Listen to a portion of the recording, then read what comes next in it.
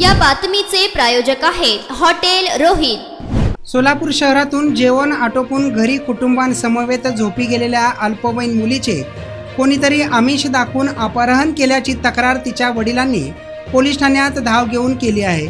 सदर प्रकार हा बुधवारी पहाटे 3च्या सुमारास घडल्याचे फिर्यादीत म्हटले आहे। शहरातील MIDC पोलीस ठाण्याच्या हद्दीत बिगारी काम करून उपजीविका करणारे कुटुंब मंगळवारी रात्री दैनंदिन काम आटोपून झोपी गेले। पहाटे फिर्यादी पिता जागी झाल्यानंतर त्यांना आपली 16 वर्षीय अल्पवयीन मुलगी घरी दिसली नाही। तिचा नातलगांसह सर्वत्र शोध घेतला, मात्र ती मिळून आली नाही। अखेर त्यांनी MIDC पोलीस ठाणे गाठून तक्रार दाखल केली आहे। सदर मुलीला मराठी हिंदी दोन्ही भाषा येतात। तिला कोणीतरी आमिष दाखवून तिचे अपहरण केल्याचे फिर्यादीत म्हटले आहे। या प्रकरणी पोलिसांनी गुन्हा नोंदवून घेतला असून वरिष्ठ पोलीस निरीक्षक वाघमारे, सहाय्यक पोलीस निरीक्षक सोळंके यांनी भेट देऊन पुढील तपासाच्या सूचना दिल्या आहेत। याबाबत हवालदार कटके पुढील तपास करीत असल्याची माहिती MIDC पोलीस ठाण्याने दिली आहे।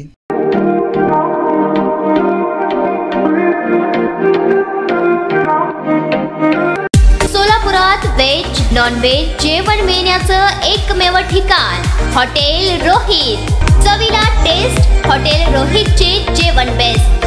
बर्थडे पार्टी, कार्यक्रम, विविध पार्टींचे ऑर्डर्स ही स्वीकारले जातील।